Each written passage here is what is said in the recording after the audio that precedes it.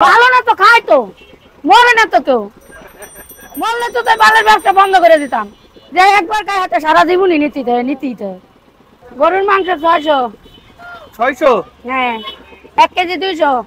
মুরগির rose 15-16 piece কত? 600 টাকা।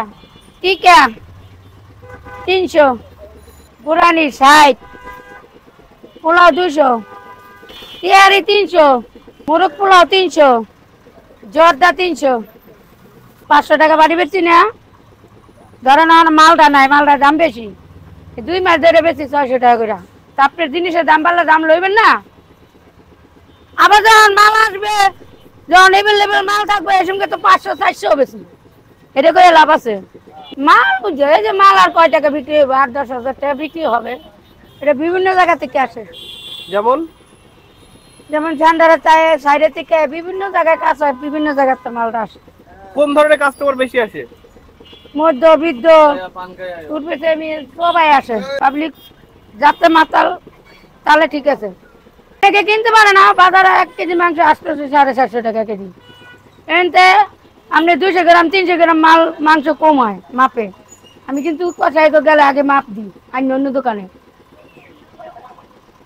তারপরে হাড্ডি দেয়, চর্বি দেয়, এতে কমে না।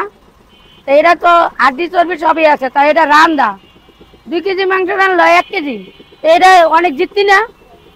এটা কম দামে বেশি দেখেছে না, কম দামে দিয়ে রান্দা লাগা। আর এটার ভিতরে দেয় 100 পদের রূপে মশলা, টক দই, মাওয়া, আলু বকরা অনেক কিছু দেয়। আর ওই ঘরের ভিতরে রানলে কি এটি দেয়, তো এটার মান ভালো, খাইতে টেস্ট। ঘরের ভিতরে হলুদ মরিচ দিয়ে খায়, ওইটা কোনো স্বাদ না। কি কি ব্যবসা করছেন আপনার জীবনে? আমি পিঠা বেচছি, গেন্ডারি বেচছি, আম, কাঁঠাল, জাম, জম সব বেচছি। 4 দোকান দিছি, এইটাও আসছিল লাগে 2 নম্বর কেটে। জানে কুলায় না, বয়স হয়ে গেছে না। আন্টি, এই যে রোস্টের পিসগুলো এই যে ভাঙা থাকে, এগুলো কিভাবে কালেকশন করেন? শোনেন, এটি বারবার নেয়, বারবার আনে। মুরগি তো এমনি নরম, ভাঙ্গে যায়। ভাঙ্গা চুটা তো থাকবে, খাওয়ার পরে জিনিসটা থাকে, এই জিনিসটাই তো বিক্রি করে দেয়। খাওয়ার আগে তো আর দেয় না। এটা একটু ভাঙ্গা চুটা থাকে, আর যেটা একদম ফ্রেশ ওইটা 60 টাকা 70 টাকা পিস বেশি।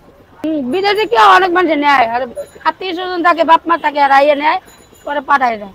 কি বলে এসে আপনারা, কি বলে যে আইয়া বলে আমার ছেলে ভিডিও দেখছে, মাংস দিতে গেছে, আপনি তো নিতে গেছে, তারপরে নিয়ে যায়। এই তো ইয়ে থেকে একটা লোক আয়ে কয়দিন পর পর আইসা পাঠায় দেয়। আবার এর ছেলের সাথেও আমি কথা বলি, ভাই আংটি আমার ভালো দেখে একটু দিয়েন, এটা তো আমাগুলোকে বিদেশ পাঠায়, আপনার ভিডিও খালি দেখি। আর যদি কোনো খাবার থেকে যায় ওটা কি করেন? ও না, মাল থাকবো না, কারণ মাল আর শর্ট, যেখানে থাকে এখানে নিয়ে আমি ফ্রিজে থুয়ে দিই। ফ্রিজে তো সবাই থুয়ে খায়।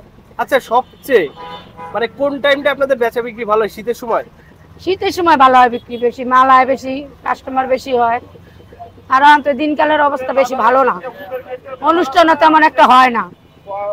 সরকার না এলে আর হবে না, টানাটানি থাকবি।